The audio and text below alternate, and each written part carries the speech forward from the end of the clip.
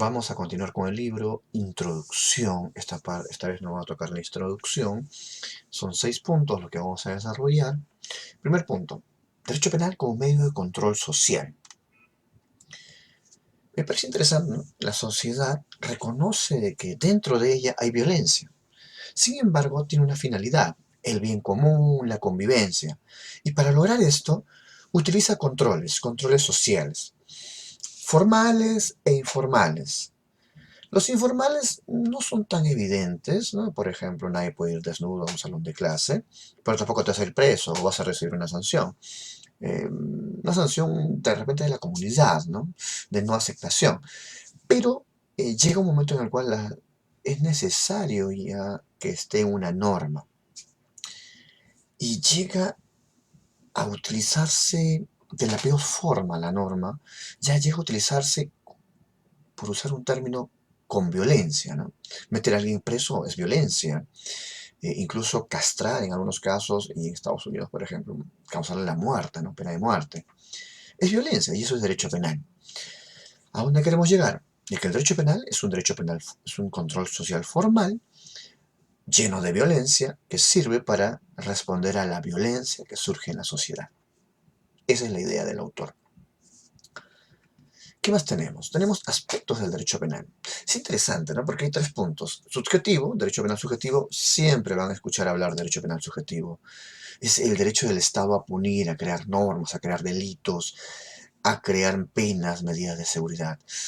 Lo he representado como una figura, ¿no? Un hombre, una mujer, a la larga. Esto es el Estado. Es para, es para que se mantenga esa estructura. Esa creación de normas es o contiene el derecho penal objetivo. O sea, el derecho penal objetivo es, por un lado, las normas que están relacionadas a delitos y por otro lado, las normas que están relacionadas a penas y medidas de seguridad. ¿Quién estudia estas normas? La dogmática jurídico-penal. Así que los aspectos del derecho penal son subjetivo, objetivo y dogmática jurídico-penal. ¿Qué características puede tener? Público. ¿Por qué? Porque el Estado es el que tiene el jus puniendi. Porque el derecho penal es de interés para la colectividad. Y porque la relación del Estado y el individuo es también objeto de estudio del derecho penal. Otro punto que rescata el autor. ¿Entiendes? Como que su libro de notas, ¿no? Este libro es como si fuese su libro de notas de todo lo que ha leído este autor. Regula conductas, pues, ¿no? No pensamientos. Me quedo con esa idea. No se mete en los pensamientos del derecho penal. Está vinculado a lo cultural y esto aterriza en el delito. En lo normativo, porque analiza lo que está permitido, lo que está prohibido. Y es finalista. Ese es un término interesante porque ustedes van a escuchar hablar del finalismo, pero aquí no, aquí tiene un concepto distinto, porque el derecho penal, su finalidad es proteger bienes jurídicos. Es un sistema discontinuo de ilicitudes. No todas las conductas están prohibidas. Ojo, no todas las conductas de las personas, por si acaso. Personalísimo. Me agradó esos términos. ¿Por qué? Porque si Iván comete delito, solo Iván es el responsable, no su papá, su mamá, su esposa. Y solo Iván merece esa pena. No porque mi papá sea muy buena gente y hoy mi hijo no ya cometió el delito y yo voy a sufrir la pena. No, es personalísimo. Y si Iván muere, no se traslada este delito ni esta pena a otras personas. ¿Ok? Son 3 características que me parecieron muy interesantes dentro del concepto del personalísimo. El autor también te menciona que esto está relacionado a una estructura tridimensional. La criminología tendría que estar vinculada con los hechos, la dogmática penal con la norma y la política criminal con el valor, ¿no? La criminología. En el caso de la criminología, y ojo, este es el resumen de varias cosas que imagino que ha leído el autor, eh, da como ejemplo la criminología clásica. Garofalo, Ferri, Lombroso, autores que hay que leer, ¿no? En algún momento. Identificaban que el origen del delito se debía a las características físicas de un individuo. Para que tengan una idea, ¿no? Un negrito o alguien que tenga la protuberancia más amplia, ellos eran los delincuentes, los que cometían delitos. Oye, El autor también menciona otra corriente, una corriente crítica, que está relacionado al análisis de por qué cometen delitos, y esto estaría relacionado a la persona y la sociedad. El autor hace una ligera crítica que esto no está de moda en Europa, ¿no? Y no sé por qué siguen usándola en Perú, por ejemplo. Bueno, en el ámbito político-criminal, ¿qué tenemos? Me quedo con la frase, es un ejercicio de poder. Sí, un ejercicio de poder para poder utilizar de manera eficaz el derecho penal. Me parece puntual eso. ¿Y qué se quiere? Proteger la sociedad. Eso se quiere con la política criminal. Me quedé así con el sinsabor, ¿no? La política criminal no solo crear leyes, y ahí quizás en mi opinión, crear leyes, delitos, penas, medidas de seguridad, sino también descriminalizarlas, descriminalizar hechos que están en el Código Penal. Pero bueno, eso no lo menciona el autor, entiendo que eso también es política criminal. ¿Qué más tenemos? La dogmática penal. La dogmática penal trata de desmenuzar, analizar, detallar la norma, la ley y el tipo penal. Son conceptos que luego poco a poco van a ir ustedes asimilando. La justificación del derecho penal. Desde ya el derecho penal solo se encarga de hechos graves, no de cualquier hecho.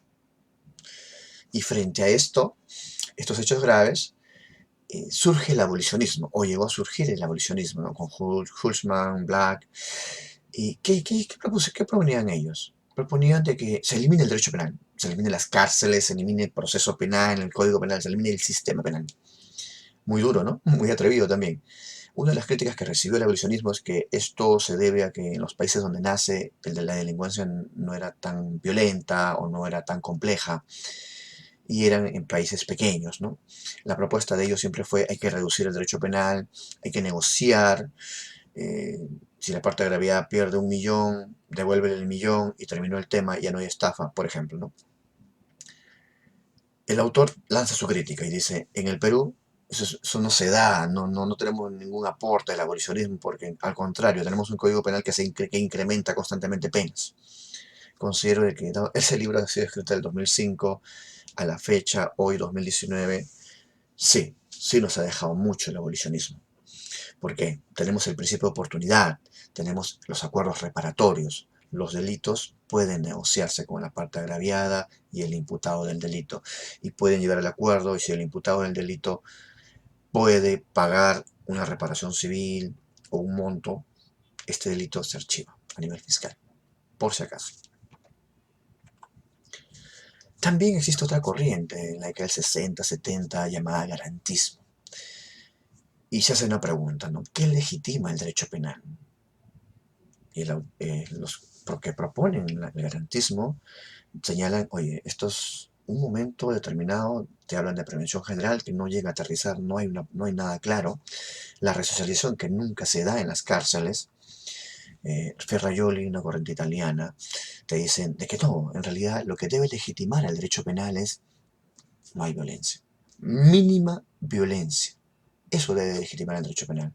Uno de sus grandes aportes es apuntar a los derechos fundamentales, proporcionalidad, humanidad y resocialización. Bueno, sigamos.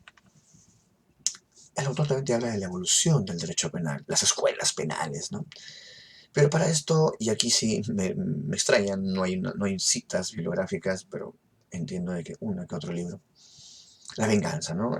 La venganza te dice, en algún momento hubo venganza privada, pero de pronto, imaginemos de que son 100 y 50 se vengan, llegan a ejercer la venganza privada. Ya no son 100, 50. Se redujo la población. Y eso tenía que cambiar. Llegó un momento en el cual ya los roles de la religión llegó a calar, llegó a tener más peso. Entonces, habían situaciones en donde podía llegarse a acuerdos, pero otras en donde ya no, en donde se iba en contra de los dioses, por ejemplo, en contra de las divinidades. Por eso es que se da la venganza divina. Y ahí sí, la pena de muerte era fatal, ¿no? La política, los políticos llegan a tener importancia y ya se habla de venganza pública. Pero este tema, esta breve reseña de venganza no lo identifica como una escuela penal, sino pasa a hablar cuando habla del antiguo régimen, ¿no? Que es propio de las monarquías, en donde el rey es el que pone los delitos, las penas, en donde depende de qué clase social tú perteneces para que te apliquen el derecho. Y como verán, ahí no hay un tema de igualdad ni nada por el estilo. Frente a eso se opone la escuela clásica. Y me quedo con la frase del resumen que hace el autor, ¿no? La persona por encima del Estado. Beccaria, ¿no? César Beccaria es una de las personas eh, o uno de los nombres que representa esta corriente. Luego aparece la escuela positiva. Y no es que aparezcan de un momento a otro, hay libros en donde se explica con mayor detalle estas escuelas, incluso escuelas más actuales, escuelas penales, claro está. La positiva, entiéndase que usa las ciencias empíricas y su método es la experiencia, ¿no? La observación. Su gran aporte es el determinismo. Por ejemplo, el delincuente no se hace, nace. Es una frase que va a quedar o queda en esa época. ¿Qué más tenemos? El autor también precisa que el derecho penal se ha desarrollado en el Perú, identifica, y aquí sí me pareció genial de que no haya citado a nadie y que sea su propia experiencia, ¿no? Racional, al parecer racional, para explicar el derecho penal en el Perú. Una época indígena en donde el Inca, diría yo, casi monarquía, es el que determinaba los delitos, las sanciones, y el tema religioso primaba en esa época. El indiano en la época del virreinato, ¿no? La época de la invasión española, en donde las normas estaban en función para España, nada más, no para las personas que vivían aquí. En el caso de la etapa nacional, ¿no? El primer proyecto, el proyecto más antiguo que identifica el autor es el proyecto de Vidaurre, 1828. El primer código penal más antiguo es el 1823, el código penal de 1924 y el del año 91, que es el vigente. Gracias.